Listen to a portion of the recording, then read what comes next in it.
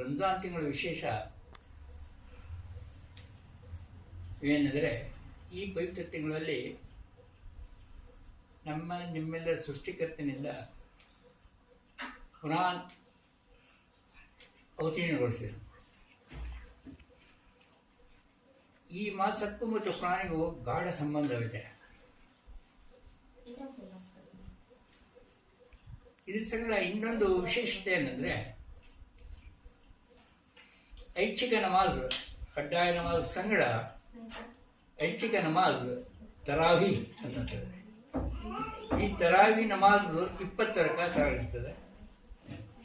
ಒಂದು ರಕಾತ್ ಅಂದರೆ ಒಂದು ಸಾರಿ ಬಾಗುವುದು ಮತ್ತು 2 ಸಾರಿ ಸಾಷ್ಟಾಂಗ ನಮಸ್ಕಾರ ಮಾಡಿ ಸೃಷ್ಟಿಕರಣ ಗುಣಗಾನ ಮಾಡುವುದು.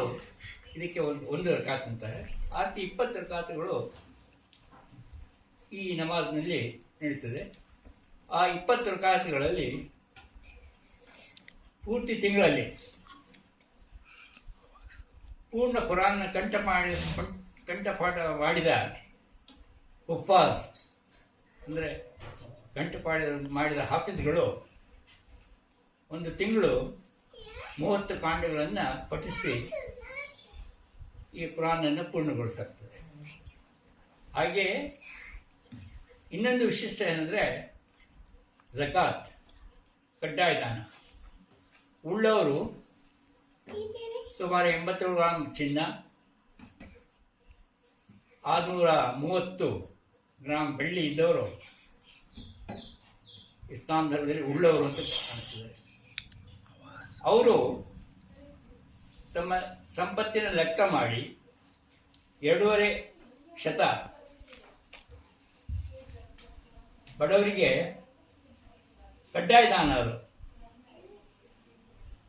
ಯಾಕಂದರೆ ಪ್ಯೂರಿಫಿಕೇಶನ್ ಆಫ್ ಅವರ್ ವೆಲ್ತ್, ನಮ್ಮ ಸಂಪತ್ತಿನ ಶುದ್ಧೀಕರಣ ಅಂತ ಹೇಳ್ತಾರೆ. ಅದನ್ನು ಬಡವರಿಗೆ, ಇಲ್ಲದವರಿಗೆ ಕೊಡಬೇಕಾದ್ದು ಕಡ್ಡಾಯ ಕರ್ತವ್ಯ. ಆಮೇಲೆ ಝಕಾತ್ ದವಸ ಧಾನ್ಯಗಳ ಮೇಲಿದೆ ಮತ್ತು ಪ್ರಾಣಿಗಳನ್ನು ನಾವು ಸಾಕ್ತೇವಲ್ಲ, ಸಾಕು ಪ್ರಾಣಿಗಳ ಮೇಲೂ ಸಹ ಝಕಾತ್ ಇದೆ. ಈಗ ಈ ಸಿಸ್ಟಮ್ನಿಂದ ಇದ್ದವರು ಇಲ್ಲದವರಿಗೆ ಹಂಚಿಕೊಂಡು ತಿನ್ನುವ ಒಂದು ಪರಿಪಾಠವನ್ನು ಇಸ್ಲಾಂ ಬಯಸುತ್ತದೆ.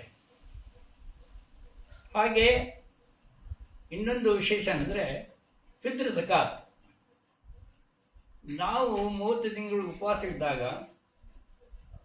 ಆಗಿ ಹೋದ ಏನಾದರೂ ತಪ್ಪುಗಳಿದ್ದರೆ ಅದನ್ನು ಮನ್ನಿಸಲು, ಅದರ ಪಶ್ಚಾತ್ತಾಪದ ರೂಪದಲ್ಲಿ ಪ್ರತಿ ತಲೆ, ಅಂದರೆ ಪ್ರತಿಯೊಬ್ಬರಿಗೂ ಸುಮಾರು 2.5 kg ಅಕ್ಕಿಯಷ್ಟು ಒಬ್ಬರು ಎಲ್ರಿಗೂ ಕಡ್ಡಾಯ ದಾನ ಮಾಡಲೇಬೇಕು. ಹಬ್ಬದ ಬೆಳಗಿನ ಜಾವ ಮಕ್ಕಳಿಗೂ ಸೇರಿ ಈ ದಾನ ಕೊಳ್ಳಾಗ್ತದೆ. ಇದರಿಂದ ಸಮಾಜದಲ್ಲಿ ಬಡವರು ಸಹ ನಮ್ಮ ಸಂಗಡ ಹಬ್ಬವನ್ನು ಆಚರಿಸೋಕ್ಕೆ ಪ್ರಯೋಜನ ಆಗ್ತದೆ. ಆಮೇಲೆ ಇನ್ನೊಂದು ವಿಷಯ ಏನಂದರೆ, ನಾವೆಲ್ಲರೂ ಏಕೋದಸವರು. ನಮ್ಮ ಧರ್ಮದ ಬಗ್ಗೆ ನಮಗೆ ಅಭಿಮಾನ ಉತ್ತುಂಗದಲ್ಲಿ ಇದೆ. ಆದರೆ ಪರಧರ್ಮ ಸಹಿಷ್ಣುತೆ ಇದ್ದಾಗ ಮಾತ್ರ ದೇಶ ಅಭಿವೃದ್ಧಿಯಾಗ ಸಾಧ್ಯ. ದೇಶದ ಎಲ್ಲರಿಗೂ ರಂಜಾನ್ ಉಪವಾಸದ ಶುಭಾಶಯಗಳನ್ನು ಹೇಳಿ ನನ್ನ ಮಾತನ್ನು ಮುಗಿಸುತ್ತೇನೆ. ವಾಸ್ತುದಾನ ಅಲ್ಹಮ್ದುಲಿಲ್ಲಾಹಿ.